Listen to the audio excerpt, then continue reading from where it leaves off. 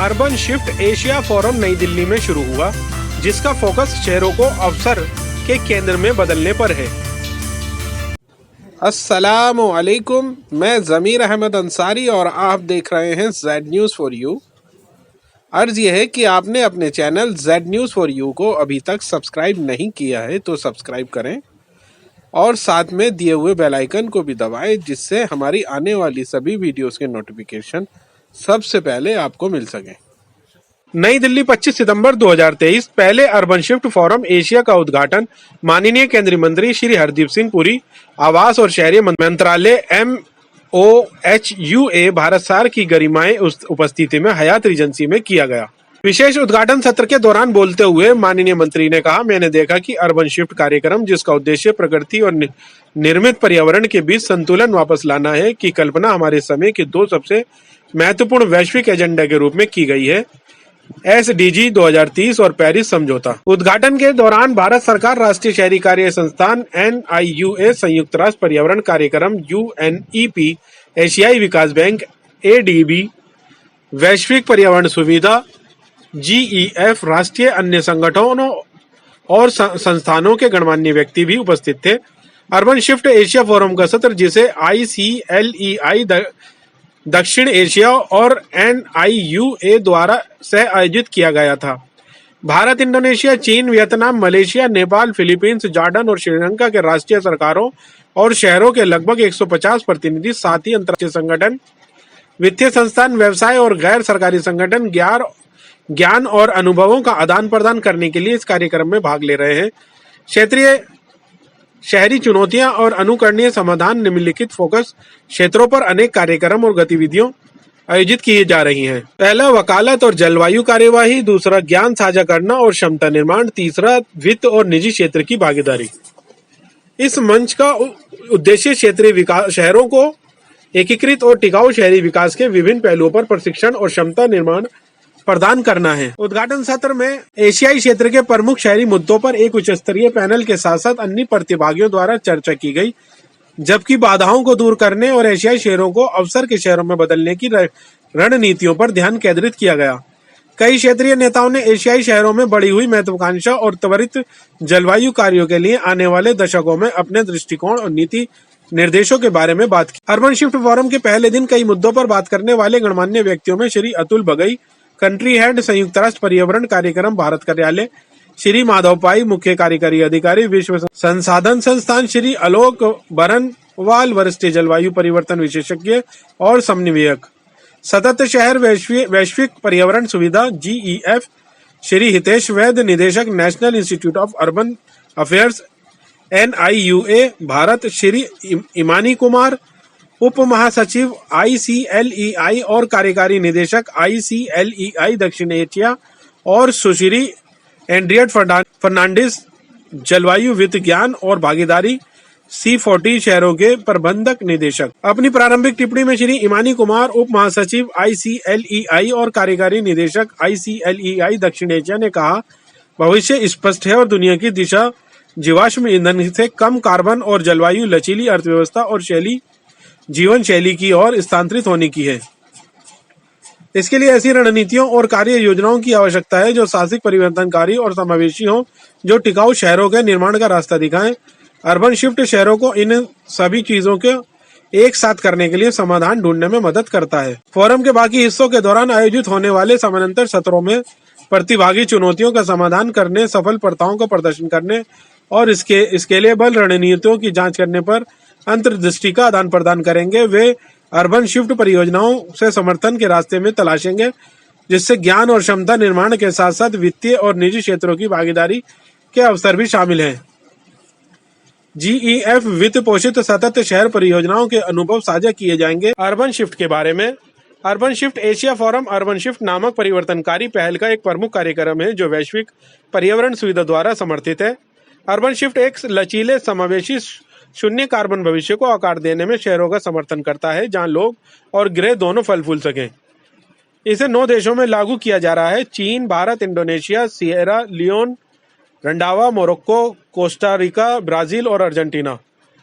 परिवर्तनकारी शहर विकास के लिए इसका दृष्टिकोण 2 गुना है। वैश्विक क्षमता निर्माण प्रस्ताव के साथ संयुक्त शहरी स्तर पर स्थानीय कार्यवाही, स्थानीय स्तर पर स्थायी परिवहन से लेकर किफायती आवास, हरित बुनियादी ढांचे से लेकर अपशिष्ट प्रबंधन और कई फोकस क्षेत्रों के लिए नवीन क्रॉस कटिंग समाधान की योजना बनाने और उन्हें लागू करने के लिए स्थानीय अधिकारियों, शहरी चिकित्सकों और राष्ट्रीय शहरों के साथ जुड़ाव है।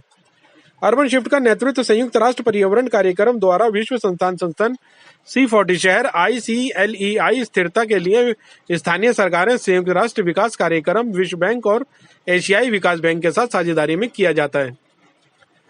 अर्बन शिफ्ट और एशिया फोरम 2023 के बारे में अधिक जानकारी के लिए आप वेबसाइट पर जा सकते हैं। ICLEI दक्षिण एशिया के बारे में, ICLEI Asia, south Asia ICLEI की दक्षिण एशियाई शाखा है। स्थिरता के लिए स्थानीय सरकारें टिकाऊ शहरी विकास के लिए प्रतिबद्ध 2500 से अधिक स्थानीय और शहरी सरकारों का एक वैश्विक नेटवर्क 100 से अधिक देशों में सक्रिय। हम स्थिरता नीति को प्रभावित करते हैं और कम उत्सर्जन, प्राकृतिक आधारित, न्याय संगत, लचीला और परिपत्र विकास के लिए स्थानीय कार्यवाही चलाते हैं। ICLEI दक्षिण एशिया स्थानीय पहलुओं के माध्यम से क्षेत्रीय और वैश्विक स्थिरता को ठोस सुधार हासिल करने के लिए सतत विकास के लिए कई पहलुओं पर शहरों का समर्थन करने के लिए काम करता है। We are addressing at this point of time. Cities also has the people power to adopt sustainable behaviors and influence right policies. The opportunities are limitless. I can go on and on. And this is particularly important, in the context of Asia region. The rapid urban growth, strong baseline of local climate leadership. We heard a lot of examples today from Hon'ble Minister, from the Additional Commissioner of UNEP, how much incredible work they are doing. And a strong entrepreneurship environment in Asian cities make them perfect ground to find technological and financial breakthroughs to some of the severe environmental challenges. Asia is an urban powerhouse and has strong level of readiness to shape global sustainable urban transformation. To make this happen, cities definitely need catalytic climate finance, which was very clear in the G20 New Delhi's leader declaration and also in the U20 communique. At the JEF, we are doing our part on this. Cities are central to meeting our global goals on climate, nature, and other areas that we work on. We have already provided more than $300 million in grants and leveraged $4 billion in co-financing. Urban Shift is the JEF 7 phase of our program. We started with JEF 6 as a pilot.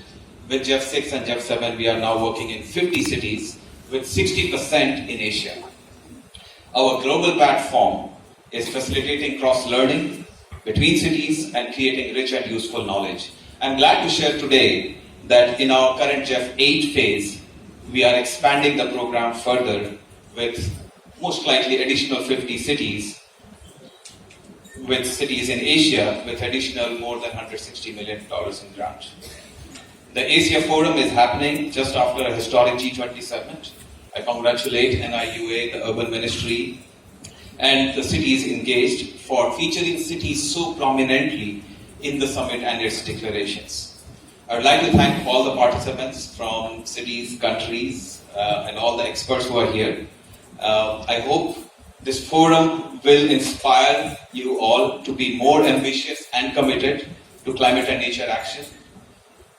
We will, as JEF, we will look forward to your guidance, innovative and disruptive ideas, and market signals that can channel more funding to cities. I would like to close by saying that cities are central to achieving climate resilient, net zero, nature positive and inclusive world. And at the JEF, we remain committed to catalyze necessary action for this at city level and at country level. Thank you so much. Environmental degradation, deterioration of air and water quality and plastic pollution are critical transboundary issues. Social dimensions, the cities, regions are undergoing unprecedented demographic change. The population aged 60 and above are rapidly increasing. At the same time, several countries have huge young populations which are leading well-paying jobs. And last and least is governance and weak institutional capacity, overlapping legal and regulatory frameworks, and lack of coordination among various agencies, resulting in poor urban services, and lack of financial sustainability caused by low collection of user charges and low source of own revenues. With a growing demand for sustainable urban infrastructure and services, mobilization of finance, including private capital, is essential, as already explained by earlier speaker. Private sector investment in cities is often challenged by absence of creditworthiness of city governments due to low revenue collections, as well as inefficient expenditure management, opaque credit structures, and poor cost recovery mechanisms such as tariffs and user charges. So ADB has highlighted importance of developing capacities of the cities as one of the lead partners, knowledge partners to the G20 infrastructure working group under Indian presidency. With the technical support of ICLEI, ADB has led the preparation of framework on capacity building for urban administration for financing cities of tomorrow, which are inclusive, resilient, and sustainable. And this was prepared in close coordination with G20 members, development partners, and also city network organizations. This report highlights city government need to enhance capacity in three key functional areas. Number one, on strengthening urban policies and integrated urban planning process to benefit from urban agglomeration, ensures efficient spatial and transport, economic, environmental, and social outcomes. At the same time, addressing climate change and disaster resilient infrastructure. Number two is on planning process should develop a pipeline of bankable infrastructure projects to help and mobilize financing, including private capital. And last is on urban governance for sustainable service delivery, enhancing own sources of revenue and affordable user charges to enhance creditworthiness of the cities. Cities have ample scopes to increase its own source of revenue. For example, average property tax collection in major developing member countries of ADB is just 0.2 to 0.3% of GDP. When we compare it with OECD countries, it is about 1.1%.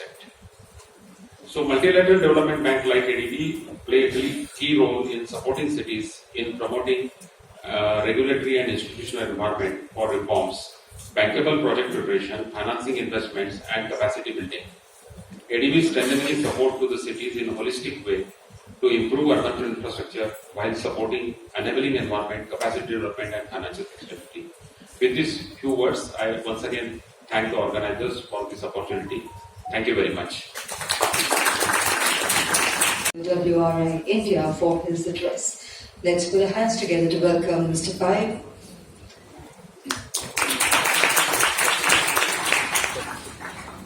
Thank you. Good afternoon, everyone, distinguished colleagues, delegates, partners, friends. Warm welcome to all of you, and it's an honor to be sharing some of my thoughts. One of the biggest challenges in rapidly growing cities in the global south is a lack of resources. Right? I mean, whether it's just not finances, right? It's capacity, it's expertise, it's time. And we can't do everything all at once. So the big challenge towards all of us is choosing. How do we choose these few things that we'll do and do well so that they really drive that sort of transformative change that we all want. So I think in a way, this idea of these strategic projects that has emerged of how we can choose a few things and use them as vehicles to drive integrated urban planning, bring the elements of nature in, is the ambition of what the UrbanShift platform is trying to do. And I think it's really great. And I think that is the capacity we really want cities to build, right? How do you use strategic spatial planning to choose a few strategic projects? And then we have to see how we can make these projects actually have that transformative effect, right? India is going to invest, Minister talked about almost the 1600 kilometers of metro we are building. We're going to spend $50 billion on building this metro over the next, between in the sort of 20-30 years. How today only 15% of the jobs in say a Bangalore, Hyderabad or Delhi are located within 500 meters of these metro stations. Now the challenge is, now that we have spent this money on these projects, how can we actually work with the private sector? How can we work with the real estate industry? How can we work with the corporates to see whether we can structure some innovative financing so all the future jobs locate next to the metro station? I think once the jobs come too close to the metro station, not the housing, it's the jobs that need to come next to the metro station. That's when we will actually achieve sort of these ideas of low carbon, resilient, economically strong projects. Same thing, I mean, we're going to get more density close to the metro stations. How can we make it resource efficient? Can we bring these people without, increasing water consumption? So how do we bring resource efficiency? That's the point. That's a strategic project where you've put the money to build that project and you bring all of these other elements to increase the efficiency, of the financing, increase the efficiency of the infrastructure input. The other sort of big challenge that cities are facing is of today of climate resilience, flooding, heat. Heat is emerging as a big challenge in all our cities. How can we look at all the water bodies, right? Rivers, lakes. Can we see them as the vehicle for us, to drive basically resilience in the cities, make these spaces inclusive, even look for opportunities where small livelihoods can be created through ecosystem services. Again, so all of these natural sort of water and green spaces have the ability to become these sort of transformative integrated projects. And there are great examples from all around the world. Last example, and Himani also talked about the Nurturing Neighborhoods project. We've been also quite actively involved in it. There the idea is to see, how can we look at public health investments, right? Whether, in Anganwadis, which are places for young children, daycare facilities, hospitals, or public health centers, can we look at trying to make the spaces or any public spaces, the urban commons, more inclusive, more accessible, so that young children, elderly can use these spaces not just to access services, but also spaces where they can actually enjoy the city, and the city becomes more livable. So the whole idea again, and I think this is excellent. I think that the platform that the UrbanShift platform has created, the idea of integrated urban planning, the idea of bringing these ideas of low carbon resilient development within the existing investments that we are making. And I think if we can sort of strongly bring this lens of strategic projects, I think we would really be able to do that. So with that, wishing all of you great 2 days of sessions. I would like to thank UrbanShift, our colleagues at ICLEI World Secretariat and ICLEI South Asia for organizing this important collaboration with MoHUA and NIUA, and also would like to thank all of the UrbanShift partners for really creating this amazing, unique platform where you can really exchange on these ideas, where you've done new things, innovative things that others can learn very quickly and implement in their cities. Thank you very much. Ms. Andrea Fernandez, Managing Director of Climate Finance, Knowledge and Partnerships, C40 Cities. May I now invite you, ma'am, to kindly share with the August House how C40 is committed to being an equitable, diverse and inclusive organization. Over to you. And let's put our hands together once again to welcome ma'am. Thank you very much. It's a pleasure to be here. So I'm very excited that this forum is focused on finance for climate action in cities, and it's taking place after 3 pivotal moments that we've just experienced in the last month. First is the release of the Global Stocktake report, which tells us we are very behind in delivering the greenhouse gas emission reductions that need to be made to avert climate catastrophe. Second, we heard about the G20 summit, which provided a lot of recognition on climate finance, but also on the need to support cities. And third is the UN Climate Action Summit in New York City last week, where we saw progress made by some countries, some big funding announcements, but we also saw some backtracking, unfortunately, by some national governments. What stood out for me in all of this space is the transformation that we are seeing in cities and the incredible climate leadership that we're seeing by city leaders. the efforts cities are making to set ambitious targets, to implement transformative climate policies and projects, and the incredible work that mayors and city leaders, commissioners are making to help make that case for why cities are your best investment in climate action. We heard from Alok about the important role that cities can play, so I won't talk about that, but I think the fact remains that finance is a huge barrier still. The finance gap is into the trillions. There are lots of different estimates about this, but it's important to understand it's a barrier both on the demand side with cities in terms of their lack of capacity in understanding how to prepare bankable projects, and what we heard from the speaker from ADB, the fiscal health of cities, the lack of creditworthiness that makes it very difficult to access finance. But it's also an issue on the supply side with the banks who need to become more innovative in how they work with cities, how they finance urban projects, and how they help cities and unlock more private capital. We are making some good progress, though.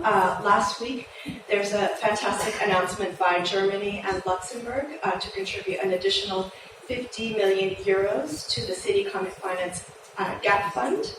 We've heard about MDBs, including the speaker today, talk about providing more targeted support to cities. And we've heard then from the Urban SDG Finance Commission, which is a new effort led by Jeffrey Sachs, Mayor of Paris, Anne Hidalgo, and Mayor of Rio, Eduardo Paes, who are helping to tackle this issue, to bring the voice of cities to the international stage, but also to look at how can we create more innovative finance solutions to tackle these issues. And finally, it's always fantastic, the support from the GEF, which since 2015 has made cities a key priority. And hearing about the 50 more cities and the increased funding through GEF 8 is really fantastic. The economic and social benefits of investing in cities are clear. Job creation, improved public health, poverty reduction, enhanced resilience, improved productivity. We all know this, and yet there still needs to be a great effort made to really put investment in cities at the forefront. So if you are from national government, from a multilateral development bank, from a development finance institution, from philanthropy, from private sector or private finance, I encourage you to look at how you can do your part to help improve and scale up access to finance for cities. I just want to explain the two sessions that will happen this afternoon in carrying this topic forward. So we've got two exciting parallel sessions that C40 has organized for this afternoon. One is the City Business Hub, which will provide a platform for businesses and cities to exchange knowledge and perspective and identify how they can collaborate to accelerate climate action. And we know cities can't do it alone. They need the business sector there alongside of them.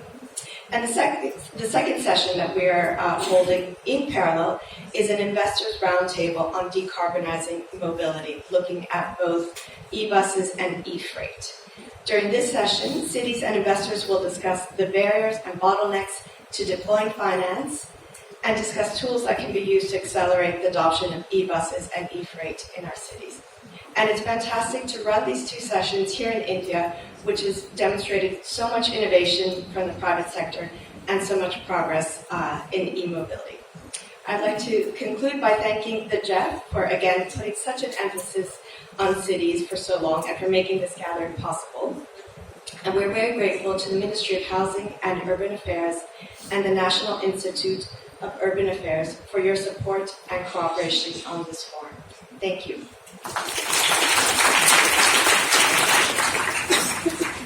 Thank you very much indeed, ma'am. I take this opportunity to once again thank all our eminent speakers for sharing their vision and commitments with us. I would now request Mr. Imani Kumar to kindly do the honors of felicitating and conveying our gratitude to all our eminent speakers by presenting them with a memento.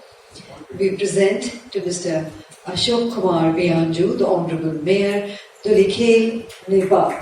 Thank you very much indeed, sir, for being here with us. We present to Mr. Tobu Santoso Perdege, Director, Local Development, Ministry of National Development Planning, Indonesia. Thank you, sir. To Ms. Sandali Malawarchi, City Planner, Colombo Municipal Corporation, Sri Lanka. We present Mr. Alok Banwal, Senior Climate Change Specialist and Coordinator, Sustainable Cities Global Environment Facility. Thank you. We present to Mr. Sanjay Joshi, Principal Urban Development Specialist, Asian Development Bank. Thank you very much indeed, sir. We present to Mr. Madhav Pai, Chief Executive Officer, WRI India.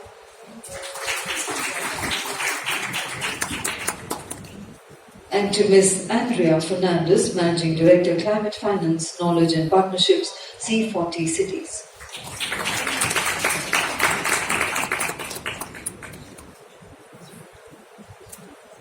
And we present to Mr. Hitesh Vaidya.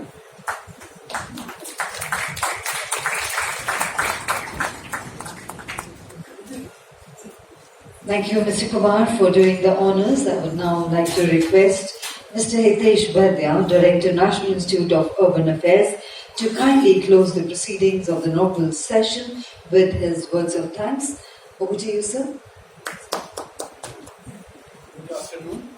The dais, all the participants, good afternoon to all of you. And I don't know, vote of thanks is so much of knowledge has gone and delivered. I don't know how much I can contribute, but what I heard from all the speakers, and I think the topic which is urban shift, and what we are talking about, we are saying, let's shift our thinking. And if we want sustainability, then we need to shift our tools. We need to shift our approaches, and if that is the only way where we can walk the path of sustainability.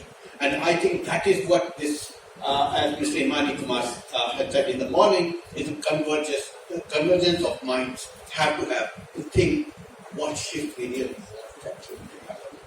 If we want to achieve the goals of Sustainable Development Goals of 2030, we are already 7 years left. And when I was UN Habitat in 2016, and when these goals were announced, we were beating our chest and saying, this is a 15 years, and we still have to take, as our minister said, we still have to walk quite a long to really achieve these goals. So I think if we really are serious about the goals, Paris Agreement, then we need to start shifting our business as usual approach to a new approach. And this new approach will not come from the shuttle or from some God will shower some of those new approaches. I think these new approaches have to be thought, and they will be coming through the discussion, through the deliberation, through the dialogue like this, that we can really achieve that path of sustainability. A lot of people are talking about knowledge is important. I think definitely knowledge is important, but I think the most important is the application of this knowledge in different contexts. And unless we start applying this knowledge in different contexts, I think the knowledge itself will not reach to the path of sustainability. We are talking about through this conferences, a city of hope, or a new city or a new thinking. But I think for that, 5 things have to happen. I think we need to have our planning structures right. We need to have our regulations and our legal structures right. We need to have our finances structured right. And fourthly, we need to have human resources, the skill development which requires to achieve for this move that journey to a promised land. That promised land will come only if we have the right skills and right thing. At last, we need to have our monitoring frameworks, our feedback systems, that also be right. And this is what I think what my takeaway from this morning 2 sessions are here. But again, as my role is to just thank everybody and not speak at people. I thank all the organizers. Thank you to the Hon'ble Minister who really took time from his busy schedule and came over to here. But last thing, I'll take it from WRI. My friends said about the choices, what we are here to give better choices to the cities. And that is what we need to really bring. All of us have to give that better choices, and this framework, this learning from each other is actually giving the better choices so they can see what is good for them, what is bad for them, whether they should apply for this. And I think these 4 days of this deliberations will bring all other cities, all practitioners to be equipped with better choices.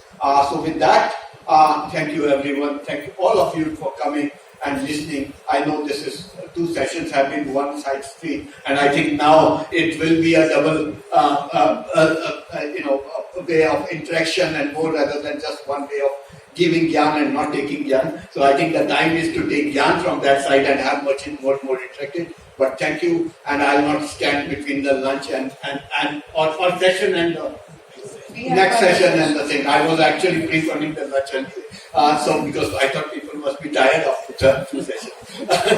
So thank you very much, and looking forward to a great deliberation. Thank you. Thank you very much indeed. Ladies and gentlemen, with that note, we close the proceedings of this high-level inaugural session. Once again, taking this opportunity to thank all our eminent speakers, and would request everyone to kindly remain seated as we straight away move to the next session. Kindly give us a few minutes while we arrange the talk table for the next session. Thank you.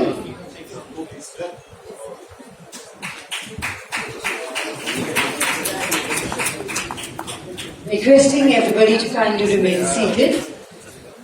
We'll just take a moment to arrange the talk table for the next session.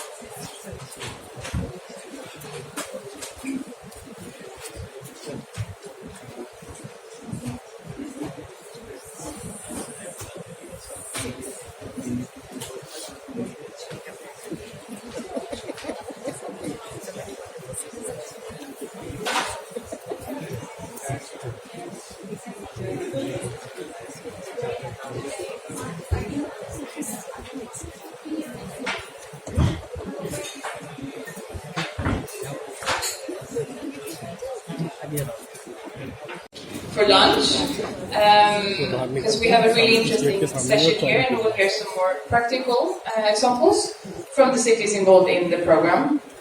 So this is the second technical session. We will be showcasing some of the country projects. As the MC said, my name is Mia Kallenberg, and I work for the GEF Secretariat based in Washington, D.C. Let's see if we have some slides eventually, but to quickly go over the agenda for this session, I will start with a short overview of the GEF's work on sustainable cities, and then we will have a short presentation. We have 4 excellent speakers lined up. We will have a presentation on the GEF 6 India project, and then 3 short presentations on the GEF 7 UrbanShift projects here in India and Indonesia. So let me invite the speakers up to the stage. Our first speaker is Mr. Hon'ble Singh. He is the Senior Technical Advisor at the United Nations Industrial and Development Organization, UNEP. Please welcome up to the stage.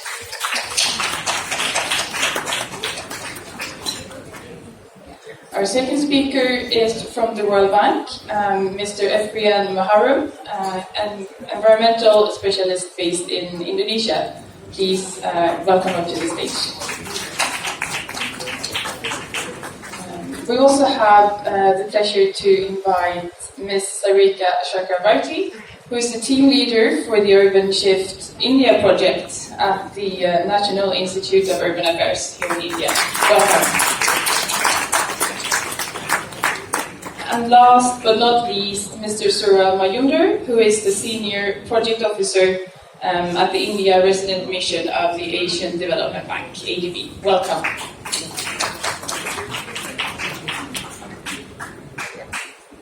So I will quickly start with a brief overview of the GEF's work on sustainable cities. I guess most of you are familiar with the GEF. We are a financial mechanism under several environmental conventions. So we work with climate change, biodiversity, land degradation, chemicals, and international waters. It's a global partnership, so we support 183 countries around the world, and we mostly provide grants as opposed to loans. So far, we have given out about 22 billion in grants to more than 5,000 projects globally. So given our mandate to support these conventions, why did the GEF decide to invest in cities? Well, basically, as we have heard this morning, cities can cause a lot of environmental degradation, but at the same time, they are also the systems and places where integrated action is critical if we want to achieve the global goals that all the national governments have set. Cities are naturally integrated, and there's a lot of possibilities for large-scale investments. And we, of course, recognize the great leadership from cities and national governments, as well as various urban networks and platforms. So it was within this context that we started the GEF 6 Sustainable Cities pilot back in 2014-2015. That cohort included 4 Asian countries.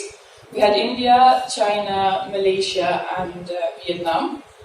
And this turned out to be incredibly successful. The concept of a sustainable cities program really worked, and therefore it was decided to scale up the program in the next phase. And this is where we are now.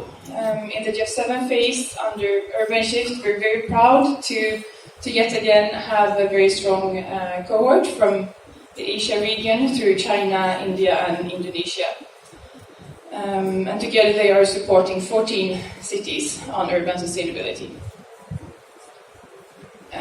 To zoom in then on the objective for UrbanShift, it is quite clear. This is about transforming cities for people and planet, because it will not be enough to only invest in separate and siloed solutions. We need to fundamentally change how these urban systems work. UrbanShift is taking on this challenge from very many different angles. It's really centered around integrated urban planning, bridging the gap between different sectors, different actors, and taking advantage of each other's strengths.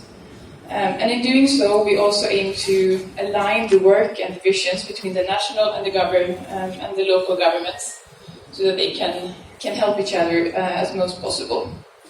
Then the program supports many different solutions. We will hear more about these in the presentations from the country teams.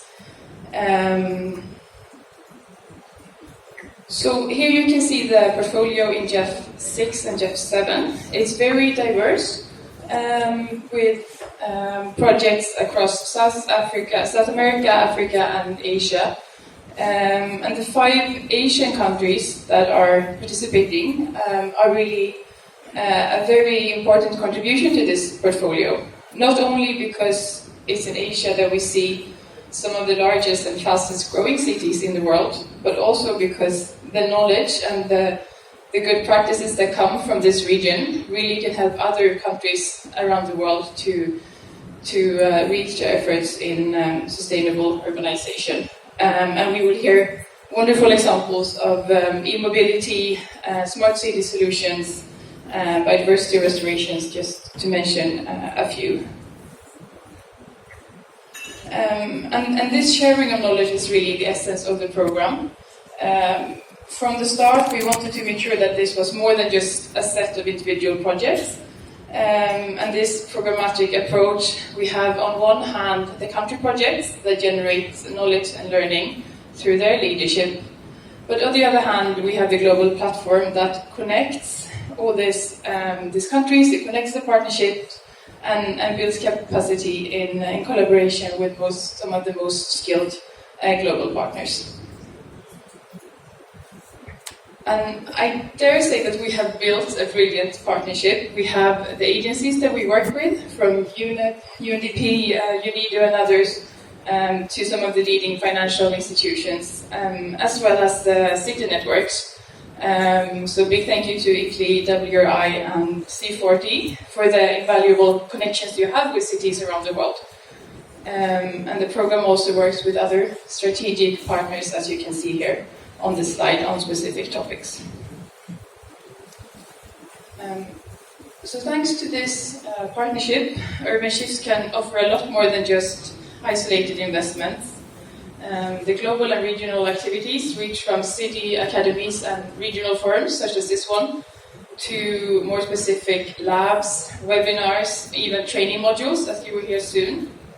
And the program is also active at various global advocacy events. You can expect to see UrbanShift at the COPs, at the World Urban Forum, other events really raising the voice of cities internationally.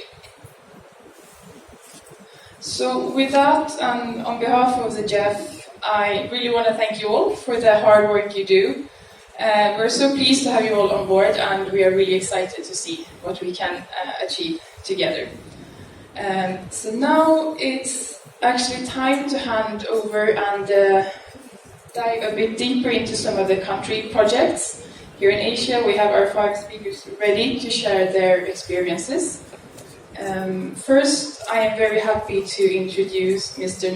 Singh, Senior Technical Advisor at UNEP. Mr. Singh, thanks for being here with us today, and we are very curious to hear if you can share a bit more knowledge around the JEF6 projects here in India and the learnings that you have gained so far. Welcome to the stage.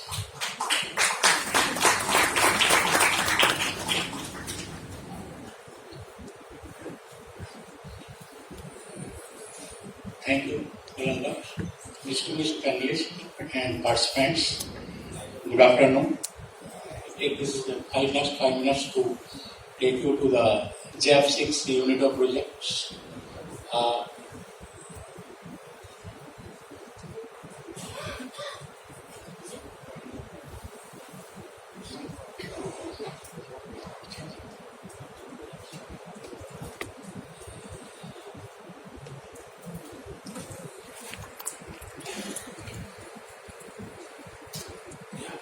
So this project actually was the first JEF6 One Child India project in unit of civil credit, and its total is in 5 different Indian cities based on the geographical situation of these cities: Bhopal, Guntur, Jaipur, Mysore, and Vijayawada. It's aligned with the Swachh Bharat Mission Urban, and the cities are Bhopal, as mentioned, Bhopal, Jaipur, Guntur, Vijayawada, and Mysore. And it was actually developed because it was the new thing for the municipal corporations. So we had a detailed discussions with the state principal secretaries of these 4 states as well as the municipal commissioners for co-financing. So because JEF only supports the innovation part of all project, not any 50 or 60%. There are 4 components. Component 1 is sustainable cities planning and management. And second is the investment and demonstration, low carbon demonstration projects. Third is partnership and knowledge management. So first component actually was partnered when Mr. Hitesh Vaidya was the country manager of UN Habitat, and it was just a partnership with UNIDO and UN Habitat. For this, they have actually developed the urban sustainability assessment framework for all the 5 cities with the detailed discussions with the city diagnostics and profiles.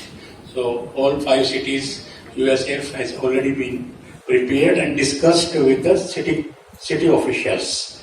Then the component 2 is investment and technology demonstration, all these 5 cities. So these projects actually, because initially I mentioned that it's basically for Swachh Bharat Mission, so it is around the collection, the transportation and the waste management, including solid and liquid waste, and to recover resource and energy. So in this project, you can see in the city of Bhopal, there are 400 metric ton waste to bio-CNG, and this 250 bio-CNG vehicle has been supported under UNIDO, and out of that 125 already procured and under this operation with different, you can see in the picture how they are collecting from ward to ward, house to house, and this 400 ton project is producing bio-CNG is likely to be completed in next 6 to 8 months. It's taking time. It's a big project, and the Guntur you have heard today morning the Additional Commissioner of Hon'ble Minister Corporation. Here actually is a very innovative project that there is a lake, and the lake under the project we supported 500 kilowatt solar photovoltaic on the lake. So no need of having the land, separate land. And with UNEP support, the even for collection of this, you can see on the top of this picture slides that these all 220 vehicles supported are charged by this solar photovoltaic power generated at the lake, and it is fed to the grid, and it will be taken out from the charging station. Here, the good point I would like to mention that all the drivers and the helper of these vehicles are women. So it is basically very good project for women empowerment, and they feel proud with that. I myself have been to this place personally and interacted with this.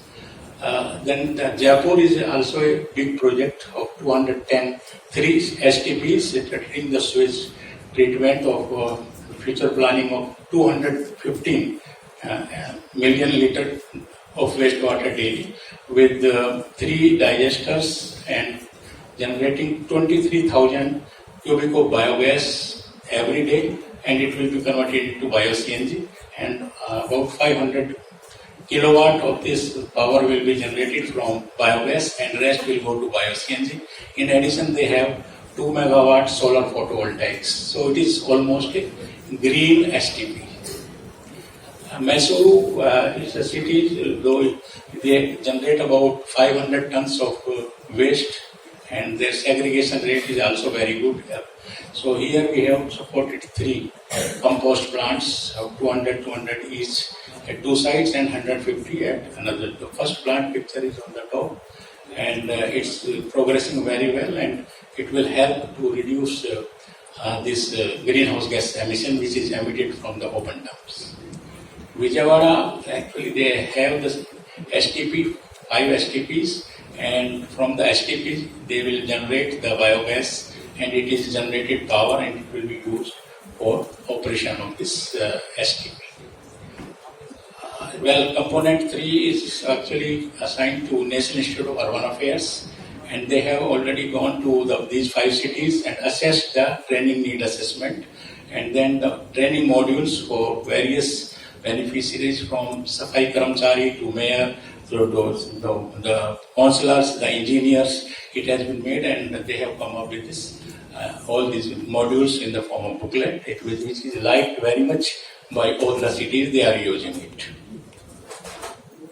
Okay, now come to the last. This is the challenges and learning from this project. As I mentioned in the initial presentation, that it was new for the municipal corporations, so it has to be actually discussed in detail, and the co-financing was arranged. And so the main challenges in this is that frequent changes of the administrative officers, leaderships, because it is in 4 states, and all these 4 states during this project have also gone for elections. So new government came in these states, and during this period almost each city is having 3 commissioners during this period. So the main thing we did that we appointed the nodal officer of each city, so that commissioner is very busy and we can get the things done through the nodal officers, which is either additional commissioners like Saraswati Madam here or the chief engineer, and it has worked very well. Then the delays in procurement of the equipment, some of the equipment are of special technical, which were not at all actually earlier available, so with that it took time. And then coordination with the multiple stakeholders, unavailability of legacy data, because we have developed under this project climate smart investment planning through the University of Washington. So that Washington team has gone from city to city. They have given the online this webinars as well as the offline discussion, so they could come out with the climate investment plan for 3 cities so far. I think my time is over. So that's all I wanted. And this is good. I would request the Jeff officials here that such interaction should be frequent so that we can know that what the other countries, other cities under Jeff 6 and Jeff 7, they are doing, and it's not in isolation. Because sometimes the meetings of global platform sustainable cities, which have been actually established in Jeff 6, it takes place, but it is after 2 years. I congratulate the organization that this is excellent, this organization of this forum, so that we can have. I am here, and my presentation hope the organization will serve. Thank you very much.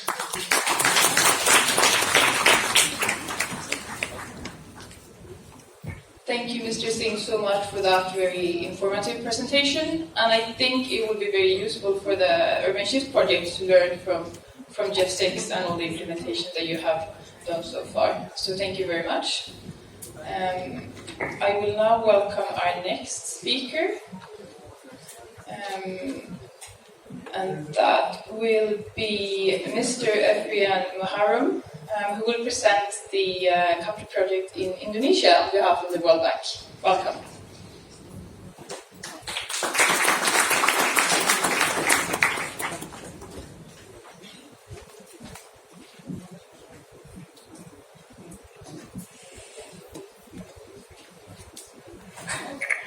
Okay, thank you. I'm being reminded to be as brief as possible, and I'm sorry to be standing between you and lights. So this will be brief, the presentation, and I hope this is becoming the triggers of next discussion beyond the session itself, and also because our project is also quite new.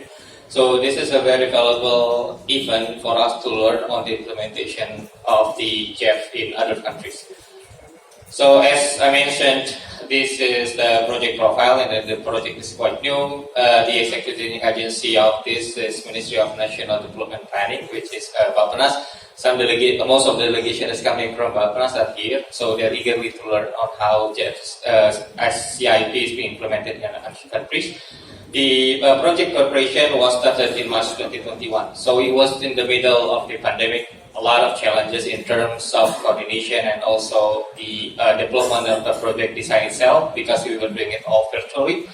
The main grant agreement itself was signed in September 2022, so it's very, very new, and the effectiveness is itself just like being implemented just like early this year. So we have co-financing from the NUDP, which is the National Urban Development Project, which is covering like 10 city project, and then 2 of them is also being included in this project. And then the government of Indonesia also provide an incremental co-financing, so the $2.3 million was available at this time. So along with the progress of the project implemented itself, we will be identifying existing pipeline and also incoming investment as the co-financing itself. So we are hoping what can be achieved through this project could be enhanced and implemented in other cities as well. So the cities are Jakarta, Semarang, Balikpapan, Palembang, and Bitung. And the objective of the project itself, so we saw that biodiversity is one of the important indicators of sustainable development. So therefore we are trying to integrate the biodiversity concept, climate smart management into the overall program design. And also integrating it with the capital investment and also possible alternative financing mechanism, including climate financing.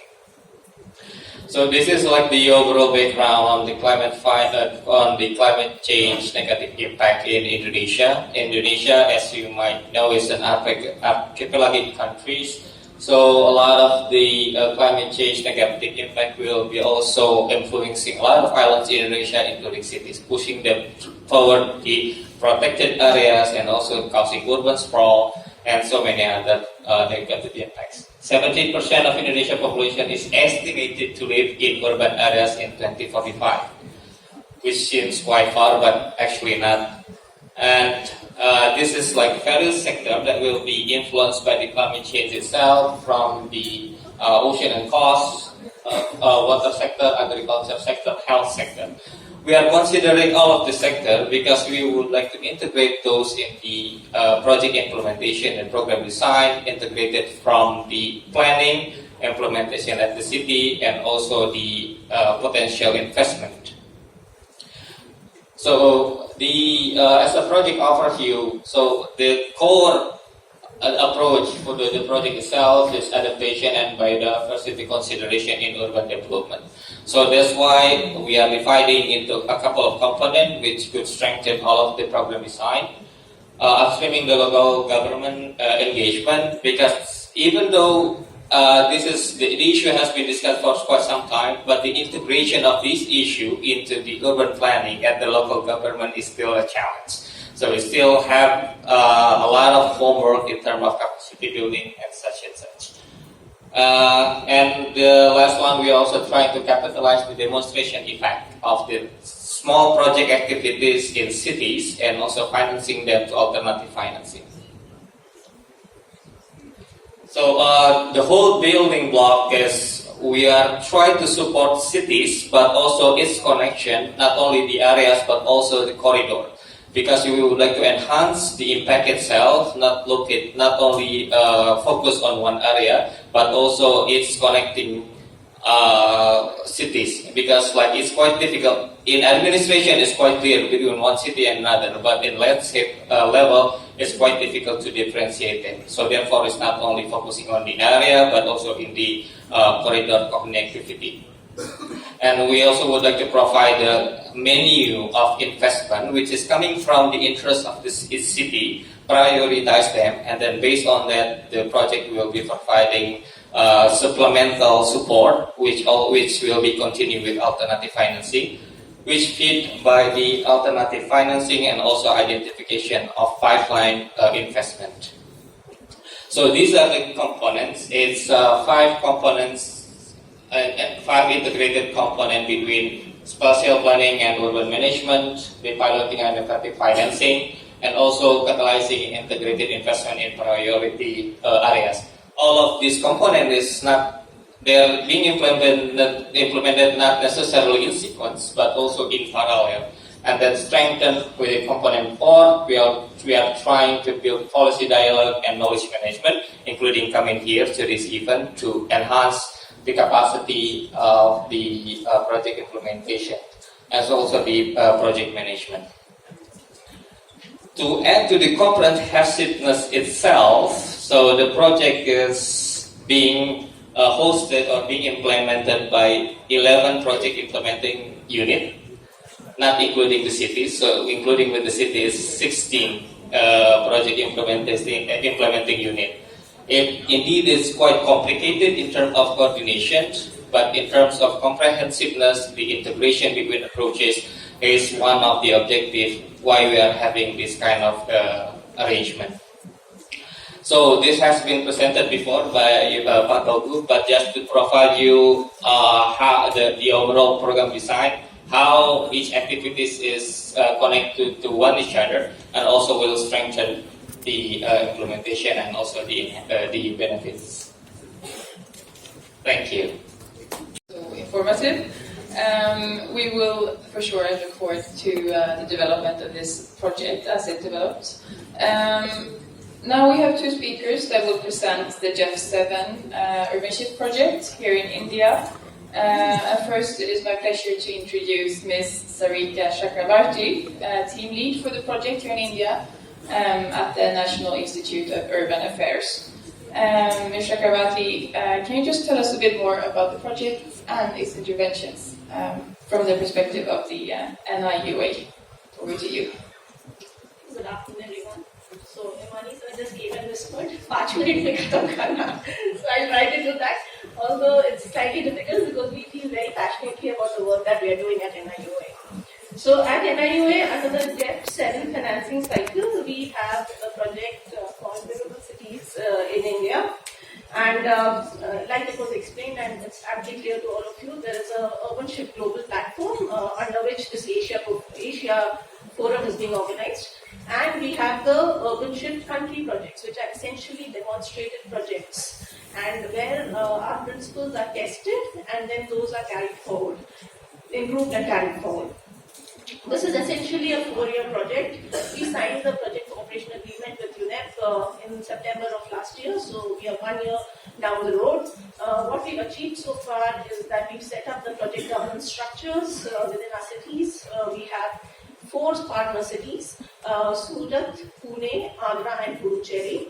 And this project actually works on the basis of twinning concept. So Pune has been twinned with Agra and Puducherry has been twinned with Surat by virtue of both of them being coastal cities.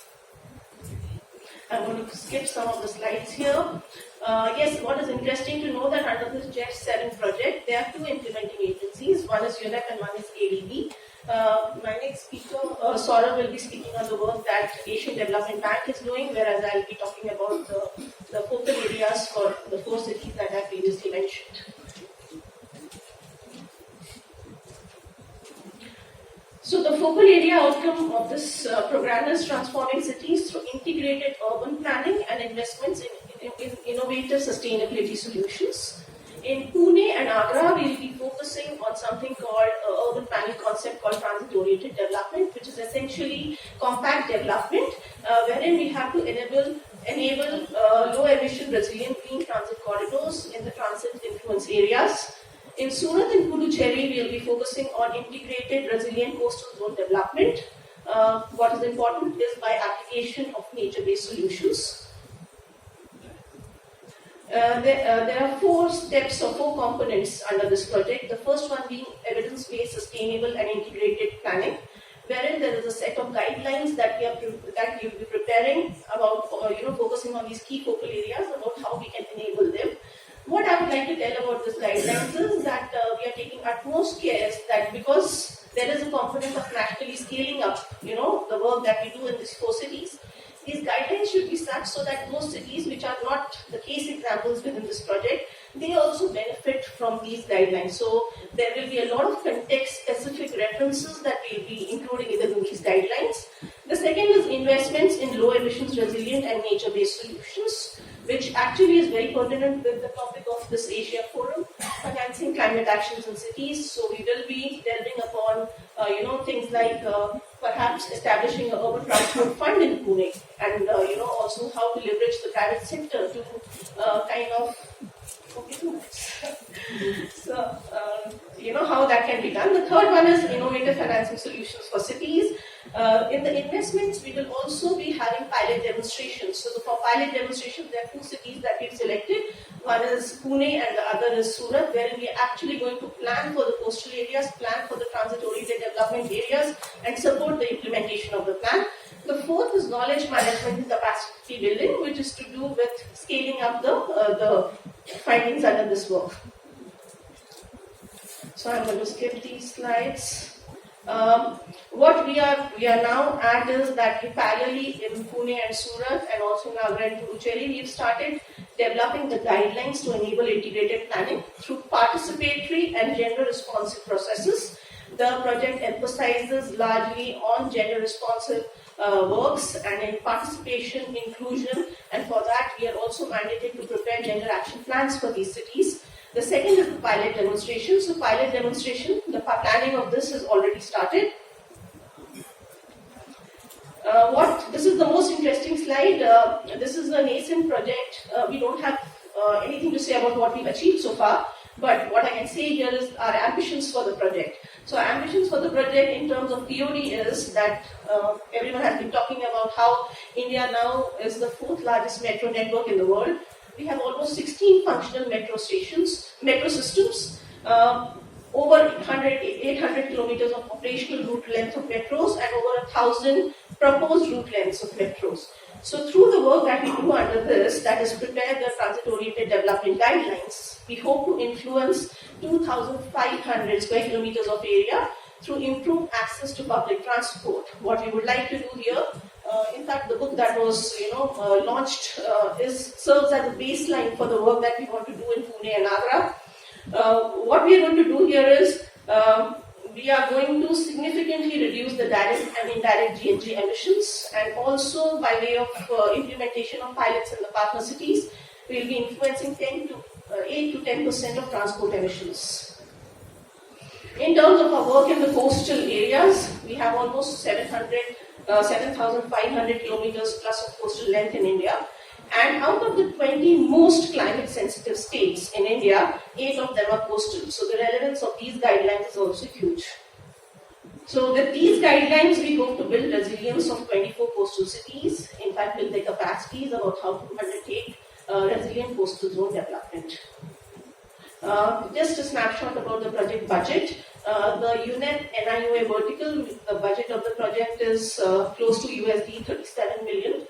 And the funds that we are receiving from JEF is USD 10.32 million. And of course, there's a component of co-finance. So when we club that, that's where we get 37.09 million USD. Thank you so much. I was as fast as I could be. Thank you. Great results here in India in JEF 7. Now I will hand over to our last speaker. Last but not least, we have Mr. Sura Mayunder from the Asian Development Bank, who will give us a quick snapshot of ADB's work here on the India project. Over to you, thank you.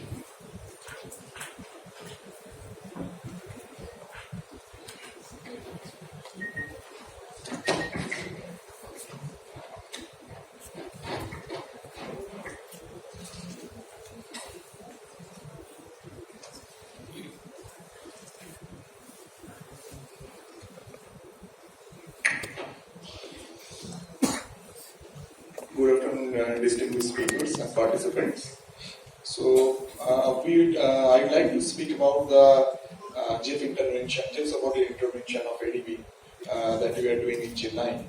So, Chennai is, before I start with the actual proposal that is going to take place in Chennai, I would like to set up some context in terms of like the Chennai's jurisdiction expanded in 2011 from 174 square kilometers to 426 square kilometers.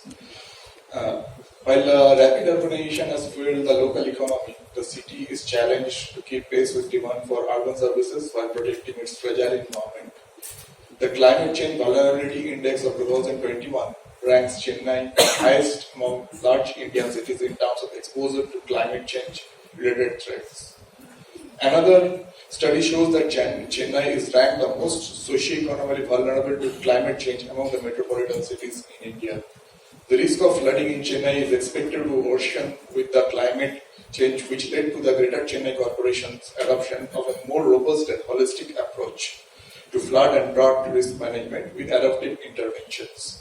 Greater Chennai Corporation, or GCC in short, through state and central governments requested ADB to support one of the largest integrated flood management project in Chennai in the Kosas-Thaliyar Basin.